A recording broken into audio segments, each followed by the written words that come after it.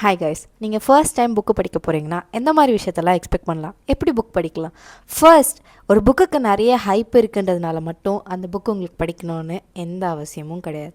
அந்த புக்கை படித்து பாருங்கள். இன்ட்ரோடக்ஷன், பின்னாடி பேக்கில் கொஞ்சம் அதை பற்றி ஒரு சம்மரி கொடுத்துருப்பாங்க, அதை படித்து பாருங்கள். அது உங்களுக்கு பிடிச்சா மட்டும் அந்த புக்கை சூஸ் பண்ணுங்கள். அண்ட் அதோட ரைட்டிங் ஸ்டைல் உங்களுக்கு பிடிக்கணும்னு எந்த அவசியமும் இல்லை. இப்போ டாஸ்டவஸ்கே இருந்தாலும் சில பேருக்கு அவரோட ரைட்டிங் பிடிக்காது, அண்ட் இட்ஸ் ஓகே.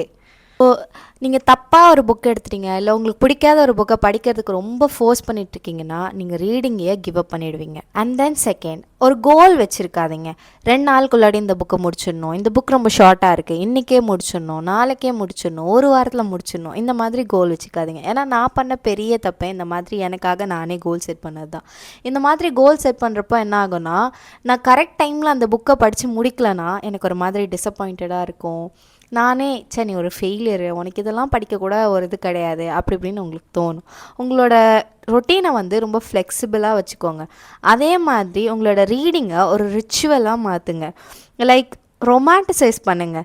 எப்படின்னா ஏதோ ரொம்ப அப்படி இப்படின்லாம் நான் சொல்ல வரல, பட் உங்களுக்காகன்னு ஒரு கார்னர் அதை செட் பண்ணிவிட்டு அங்கே கம்ஃபியாக ஒரு க்ரீன் டீ, ஏன்னா க்ரீன் டீயில் கெஃபைன் இருக்குது. நீங்கள் நினைக்கிற மாதிரி க்ரீன் டீயோ இல்லை காஃபியோ ஜஸ்ட்டு ரொமான்டிசைஸ் பண்ணுறதுக்கும் ஜஸ்ட்டு வீடியோஸ்க்காக மட்டும் கிடையாது. க்ரீன் டீயில் கெஃபைன் இருக்குது. அண்ட் அது கூடவே ஒரு ஜேர்னல், உங்களுக்கு அந்த புக்கு படிக்கிறப்போ என்னெல்லாம் தோணுதோ அதெல்லாம் அந்த ஜேர்னலில் எழுதி வைங்க. பிகாஸ் நாளைக்கு திரும்ப நீங்கள் அந்த புக்கை எடுத்து படிக்கிறப்போ உங்களால் ஃபீல் பண்ண முடியும் நீங்கள் இந்த புக்கு படிக்கிறப்போ எப்படிப்பட்ட பர்சனாக இருந்தீங்கன்ட்டு. என்னோட தேர்ட் டிப்ஸ், உங்களோட ஜானர் என்னன்னு கண்டுபிடிங்க. எனக்கு ஸ்டார்டிங்கில் நான் நிறைய செல்ஃப் ஹெல்ப் புக் படிச்சுட்டு இருந்தேன். பட் செல்ஃப் ஹெல்ப் புக்கெலாம் என்ன பிரச்சனைனா, அதில் கண்டென்ட் என்னமோ ரொம்ப கம்மியாக தான் இருக்கும், பட் ரொம்ப நேரம் ட்ராக் பண்ணி தேவையில்லாத எக்ஸ்ட்ரா வேர்ட்ஸ்லாம் போட்டு அதோட இது என்னமோ திரும்ப ரெப்பிட்டேட்டிவாக ஒரே விஷயந்தான் இருக்கும். அதனால் எனக்கு செல்ஃப் ஹெல்ப் புக் படிக்க பிடிக்கலை. பின்ன நான் கொஞ்ச நாள் கழிச்சிட்டு இந்த மாதிரி ஃபிக்ஷன்ஸ் படிக்க ஆரம்பித்தேன். அதுவும் இந்த மாதிரி இந்த books and dystopian world's books பற்றிலாம் நான் நிறைய படிக்க ஆரம்பித்தேன். And it was so interesting, ரொம்பவே நல்லா இருந்துச்சு. ஸோ உங்களுக்கு பிடிச்ச ஜானர் செல்ஃப் ஹெல்ப்பாக கூட இருக்கலாம், ஃபிக்ஷனாக இருக்கலாம், நான் ஃபிக்ஷனாக இருக்கலாம், டிஸ்டோப்பியன் நாவல்ஸாக இருக்கலாம், அதாவது இல்லைனா சயின்ஸ் ஃபிக்ஷனாக இருக்கலாம், என்னவா வேணால் இருக்கலாம். பட் உங்களோட ஜானரை கண்டுபிடிங்க. ஸ்டார்டிங் புக் படிக்கிறது கொஞ்சம் கஷ்டமாக தான் இருக்கும். அண்டு ஸ்டார்டிங் எடுத்த உடனே கிளாசிக்கு இல்லைன்னா ரொம்ப ஹார்டாக ரிட்டன் இருக்க, கொஞ்சம் சிம்பிளாக இருக்க புக், சிம்பிளி ரிட்டன் இருக்க புக் எடுத்திங்கன்னா நல்லது. அண்ட் என்னோடய ரொம்ப ரொம்ப முக்கியமான டிப்ஸ், நீங்கள் கதையில் படிக்கிற எல்லா வார்த்தையும் முக்கியமான வார்த்தை கிடையாது, எல்லா சாப்டரும் முக்கியமான சாப்டர் கிடையாது. முக்கியமானது முக்கியம் இல்லாத நிறைய இருக்கும். சில பேருக்கு என்னென்னா, எடுத்தோடனே புக்கு படிக்க ஆரம்பிச்சதும் நிறைய புரியாத இங்கிலீஷ் வார்த்தைங்க இருக்கும். ஒரு வாட்டி போய் டிக்ஷனரி தேடி பார்த்துட்டு கூகுளில் தேடி பார்த்து படிக்கிறதுக்கு ரொம்ப டயர்டாக இருக்கும். நானுமே அப்படி தான். ஆனால் இப்போ நான் என்ன பண்ணுறதுன்னா, அந்த வார்த்தையெல்லாம் நான் கண்டுக்கிறதே இல்லை. அந்த வார்த்தையெல்லாம் லைன் பண்ணி இல்லைனா சர்க்கிள் பண்ணி நான் வச்சுப்பேன். அந்த சர்க்கிள் பண்ண வார்த்தையெல்லாம் கொஞ்ச நாள் கழித்து நான் அந்த சாப்டர் முடித்ததுக்கப்புறமேட்டா நான் தேடி பார்ப்பேன். அந்த வேர்ட்ஸ்லாம் புரியலன்னா அந்த சாப்டரே எனக்கு புரியாதுன்னு எந்த அவசியமும் கிடையாது. அந்த வேர்ட்ஸ்லாம் அங்கே இருந்தாலும் அந்த சாப்டரை கம்ப்ளீட்டாக நான் படிக்கிறப்போ எனக்கு ஒரு கான்டெக்ஸ்ட் கிடைக்கும். ஓ, இதை பற்றி தான் இந்த சாப்டரில் பேசுகிறாங்கன்னு சொல்லிட்டு. ஸோ நான் என்ன பண்ணுவேன்னா, அதுக்கப்புறமேட்டா அந்த வேர்ட்ஸ்லாம் போய் தேடி பார்க்குறப்போ இன்னுமே எனக்கு ஒரு தெளிவான கான்டெக்ஸ்ட் கிடைக்கும். அவ்வளோதான். ஸோ நீங்கள் படிக்கிறப்பவே போய்ட்டு ஒரு வாட்டியும் ஃபோன் எடுத்துகிட்டு டிக்ஷனரி எடுத்துகிட்டு போய் ஒரு வார்த்தையும் செக் பண்ணிகிட்டு இருக்கணும்னு எந்த அவசியமும் இல்லை. ஃபர்ஸ்ட் அந்த புக்கை ஃபுல்லாக படிங்க. படித்து பார்த்துட்டு அதில் ஒரு கான்டெக்ஸ்ட் கிடைக்கும். அப்போவுமே உங்களுக்கு புரியலை அப்படின்ற பட்சத்தில் மட்டும் அந்த வேர்டை போய் கூகுள் பண்ணி செக் பண்ணி பாருங்கள். இந்த மாதிரி நீங்கள் கூகுள் பண்ணி செக் பண்ணி பார்க்குறப்போ அந்த வொக்காபுலரி உங்களுக்கு நல்லாவே மண்டையில் மெமரைஸ் ஆகும்.